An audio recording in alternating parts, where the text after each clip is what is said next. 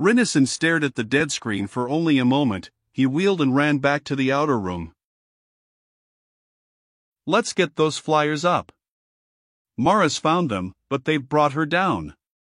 He was already going out the door as he spoke.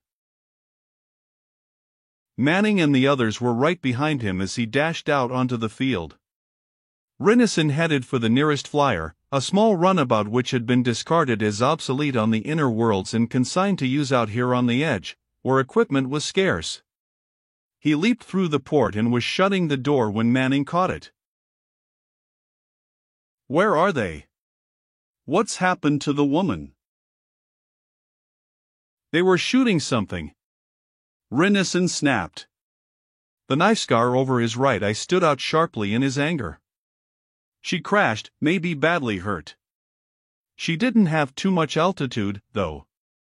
The hell with where she is, follow me." He slammed the door and squeezed into the flying seat. While he warmed the engines, he saw the others scattering across the field to the other flyers. In a moment, the hum of the radio set told him that their communications were open. He saw the props of the other flyers starting to turn, and flicked on his mic. "They're on the other side of the South Range," he said quickly. "She didn't give me coordinates, but I should be able to find the spot. When we get there, we land away from the city and go in on foot."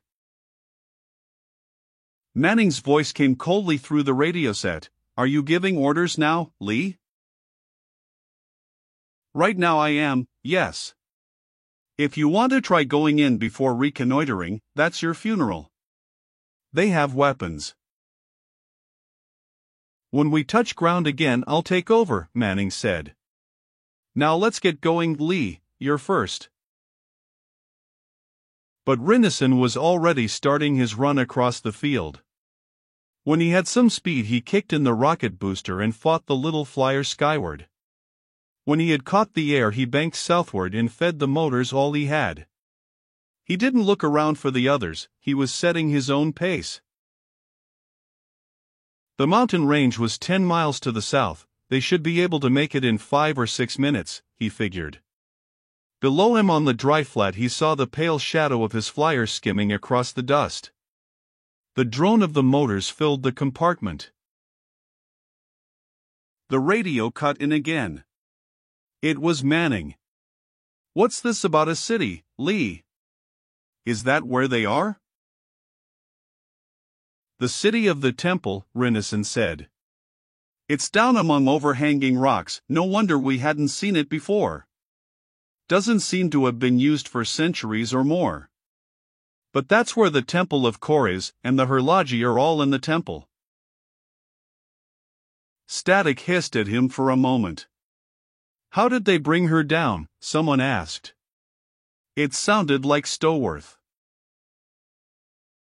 "Probably the disintegrators," Rinison said. "The Herlaji don't have many of them, but they've got enough power to give us a lot of trouble." "And they're using them, eh?" Manning said. "What do you think of your horses now, Lee?" Rinison didn't answer. In a few minutes they were over the range. Rinison had to scout for a while before he found the pass he had seen on Mara's screen, but once he saw it below him, he followed it out to the other side. The city was there, lying darkly amid the shadows of the mountains. Rinison banked off and sat down half a mile away. He waited for the others to land before he left the flyer. He took a pair of binocs from the supply kit and trained them on the city across the flat, but he couldn't find Mara's fallen flyer. When they were all down, he clambered out of the compartment and alighted heavily in the dust. Manning strode quickly to him, wearing twin stunners. He took one from its holster and fingered it thoughtfully as he spoke. The main party was back in the pass. They should be here inside half an hour. We'll storm the temple immediately, we've got them outnumbered. Rinison made a dubious sound deep in his throat, looking out at the city. He was remembering that he had seen it before from this flat, and had stormed it before. The defensive walls were high. They can fire down on us from the walls, he said in a low voice. There's no cover out there, they'd wipe half of us out before we could get in. We can come around from the pass, Manning said. There's plenty of cover from that direction. And more fortification, too. Rinnison snapped. Just remember, Manning, that city was built as a fortress. We'd have to come from the flat. Manning paused, frowning. We've got to take them anyway, he said slowly. Damn it, we can't just stand here and wait for them to come out at us. What are they doing, anyway? Rinnison regarded the older man for several moments, almost amused. Right now, he said, they're probably having a conference with the outsiders. That's where the machine is, remember. Then the sooner we attack, the better, Manning said. Mark, get the main party on the hand radio, tell them to get here as fast as they can. He turned for a moment to look out across the flat at the city. And you can promise them some action, he said. Stowworth dropped the radio from his shoulder and threw back the cover. He switched on the power, and static sounded in the dry air. He lifted the mic, and a voice cut through the static. Is anyone picking this up? Is anyone there? It was Mara's voice. Rinnison knelt beside the set and took the mic from Stowworth's hand. This is Lee. Are you hurt? Lee? I hear you. Are you hurt? Not badly. Lee, what are you doing? I saw the flyers land. Manning wants to attack the city as soon as the land party gets here. What's going on there? I'm in the temple. I've been trying to communicate with them. I've got an interpreter, but they don't listen to what I say. Lee, this is incredible here. They've brought out a lot of weapons, some of them don't work. The hall is half filled with dust and sand, and they move so clumsily. They're trying to hurry, because they saw you too, but it's like they've forgotten how. They think they can get rid of us all, but it's pitiful, they're so slow. Those disintegrators aren't slow, Rinnison said. Manning was standing beside him. He dropped a hand on his shoulder, but Rinnison shook it off. Are they using the machine, the altar? They were using it when they brought me in. I think it is the outsiders. But they don't seem to know it's just a machine. They kneel in front of it and chant. It's so strange, in that language of theirs, those thin, high voices, and the echoes. They're holding you prisoner? Yes. I think they want to hold you off till they can get ready for their own attack. For their what? Rinnison stood up and looked toward the city. He could see no movement there. I know, it's incredible. Lee, they don't know what they're doing. Horn said on the interpreter that they were going to drive us off the planet, and then rebuild their cities, and rearm. It's something to do with Core, or the outsiders. The orders have changed. They think that if they can drive us away for a while they can build themselves up to where they can repel any further touchdowns here. This order came from the machine? Yes. There was a mistake, and Horn realized it after you linked with him this morning. The outsiders, or Core or whatever it is, had overestimated us. Maybe then, but not now. They're committing suicide. Rinnison said. I know, and I tried to tell them that. But the machine says differently. Lee, do you think that's really the outsiders? If it is, he said slowly, they wouldn't send the Herlogi against us without some help.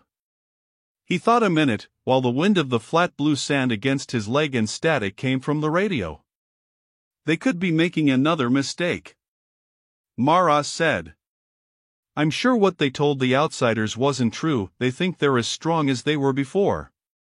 But their eyes are afraid. I know it. Do they know what you're saying to me? No. Lee, I'm not even sure they know what a radio is. Maybe they think I carry my portable altar with me. Her voice had taken on a frantic note. It's a simple case of freedom of religion, Lee. Freedom of religion. Mara. Calm down. Calm down. He waited for a few seconds, until her voice came again, more quietly. I'm sorry, it's just that they're so. Forget it. Sit tight there. I think I know how to slip in alone. He switched off. He stood up and shrugged his shoulders heavily, loosening his tensed muscles. Then he turned purposefully to Manning. The rest of the party won't be here for a while yet, so you can't possibly go in now. I'm going to try to get Mara out before any fighting starts. What if they capture you too? Manning said. I can't hold off an attack too long. You could be right about the outsiders helping them. The sooner we finish them off, the better. Rinnison looked coldly at him. You heard what Mara said. We won't have any trouble taking them. You can't attack them while she's in there, though. Or can you?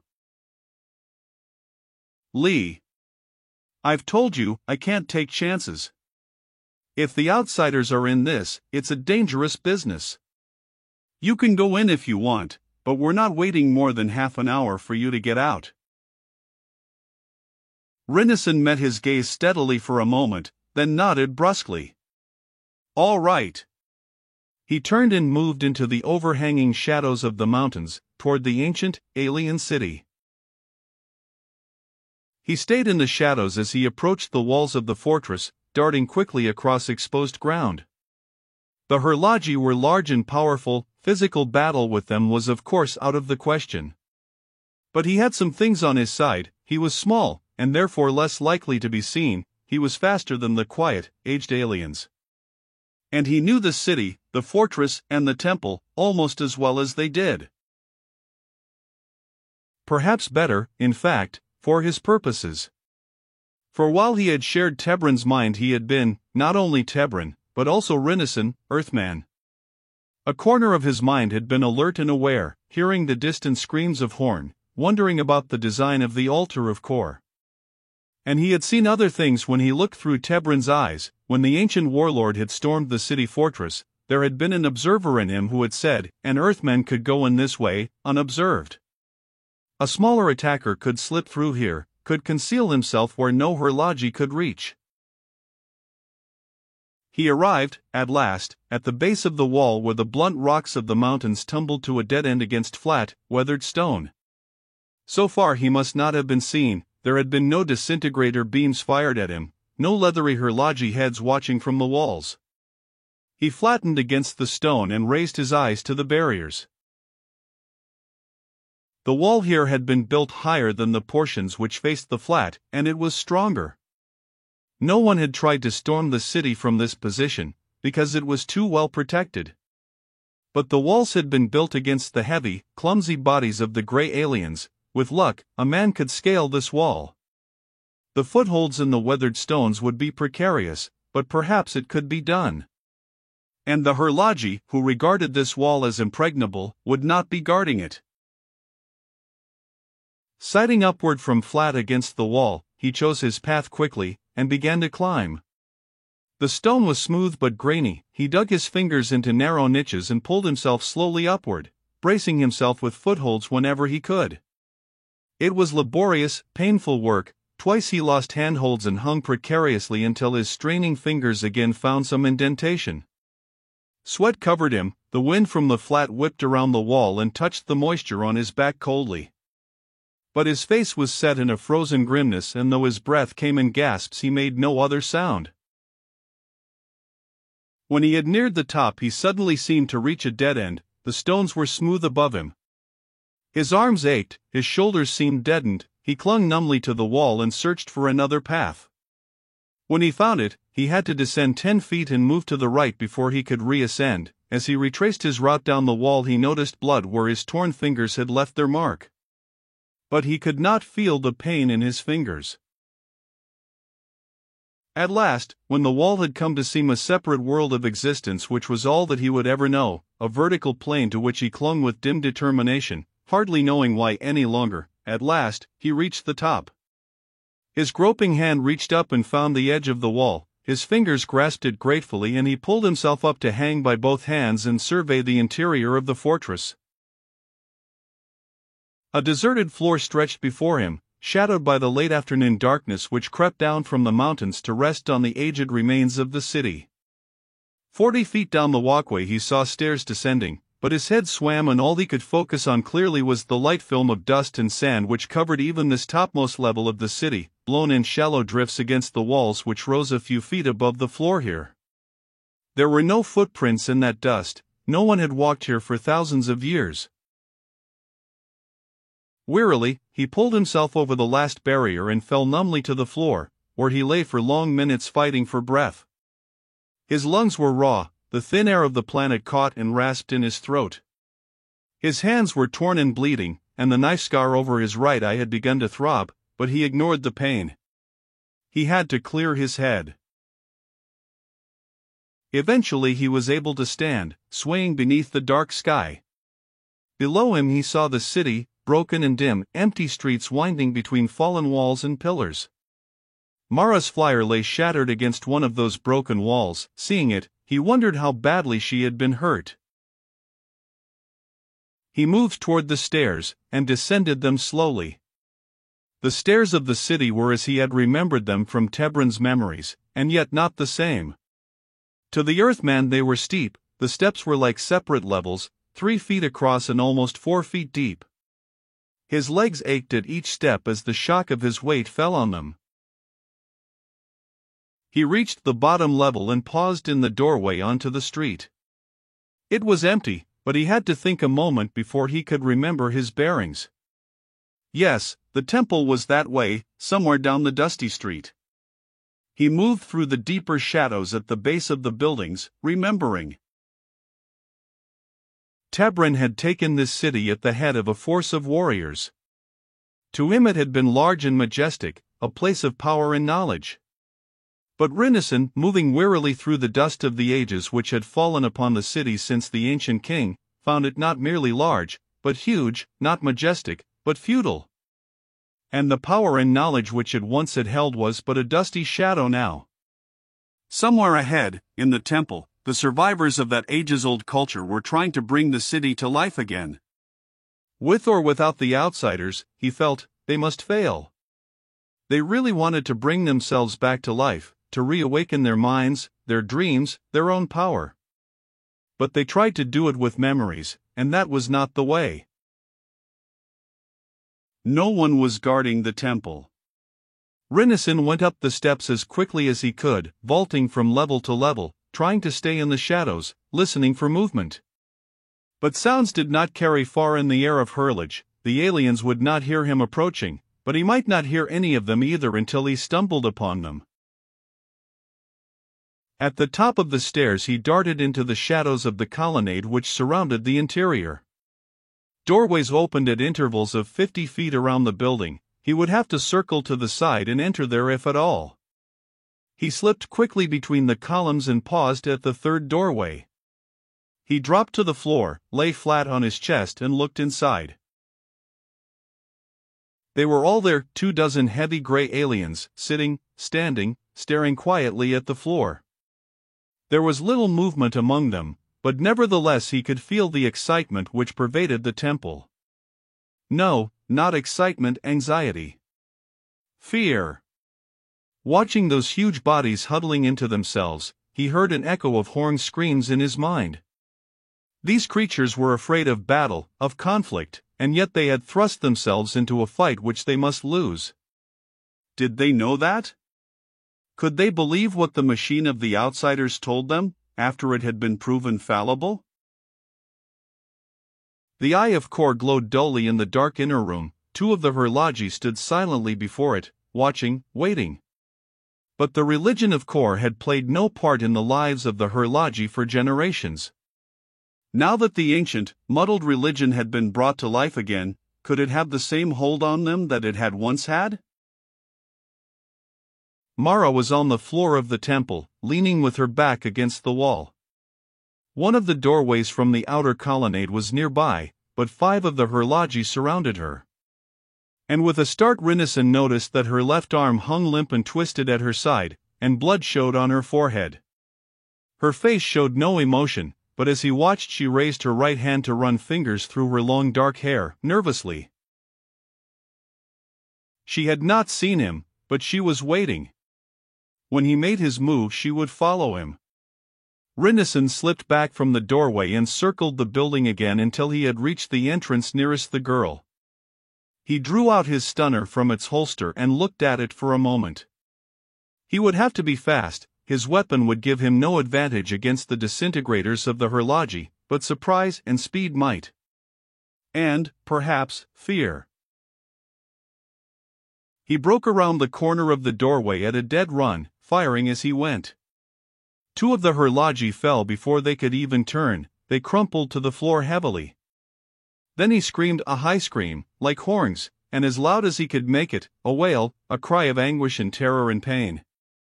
They felt it, and it touched a response in them. The Hurlagi who surrounded Mara twisted to look at him, but they instinctively shrank away. He continued to fire, bringing down 3 more of them while the confusion lasted.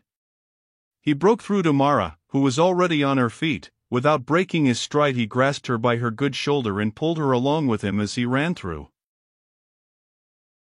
But some of the Hurlagi recovered in time to block their escape. Rinneson wheeled, looking frantically around the room for an unguarded exit. None of those within reach were clear. He fired again, and ran for the altar. One of the Hurlagi had raised a disintegrator. Rinneson caught him with the stunner as he fired, and the beam of the alien's weapon shot past his leg, digging a pit into the floor beyond him. Other weapons were raised now. They had only seconds left. But they had reached the altar. The 2 Hurlagi there moved to block them, but they were unarmed and Rinneson dropped them with the stunner. He pushed Mara past them and around to the side of the altar, seeking cover from the disintegrators. Behind the altar, there was a space just large enough for them to squeeze through. Rinneson's heart leaped. He pointed quickly to it and turned to fire again as Mara pushed her way into the narrow aperture. A disintegrator beam hissed over his head, another tore into the wall 2 feet away from him. The Hurlagi were trying to keep their fire away from the altar itself. Rinneson turned and squeezed behind the altar as soon as Mara was clear. It was tight, but he made it, and once through the narrow opening they found more room in the darkness. They could hear noise outside as the Hurlagi moved toward the altar, but it sounded far away and dim. Mara moved back into the darkness, and he followed. They moved perhaps 20 feet into the wall behind the altar before they were brought to a halt. The passage ended. Well, no matter, if it was not an escape route, at least it would afford cover from the weapons of the Hurlagi. Rinneson dropped to the floor and rested. Mara sat beside him. "Lee, you shouldn't have tried it," she said anxiously. "Now we're trapped." He felt her hand touch his face in the darkness. "Maybe," he said. "But we may be able to catch them off their guard again, and if so we may be able to get out." She was silent. He felt her lean against his shoulder wearily, her hair soft against his neck. Then he remembered that she had been hurt. "What happened to your arm? And you were bleeding." "I think it's broken." The bleeding was nothing, though, you should see yourself. You were so tattered and bloody when you came in that I hardly knew you. Knights should come in more properly shining armor." He grinned wearily. "Wait till next time." "Lee, where are we?" she said abruptly. Their eyes were becoming adjusted to the darkness, and they could see rising around them a complexity of machine relays, connectives, and pieces which did not seem to make sense. Rinnison looked more closely at the complex. It was definitely outsiders' work, but what was it? Part of the altar of Core, obviously, but the outsiders' telecommunicators had never used such extensive machinery. Yet it did look familiar. He tried to remember the different types of outsiders' machinery which had been found and partially reconstructed by the advancing Earthmen in the centuries past. There weren't many. Then, suddenly, he had it, and it was so simple that he was surprised he hadn't thought of it before. "This is Core," he said. "It's not a communicator, it's a computer. An outsider's computer."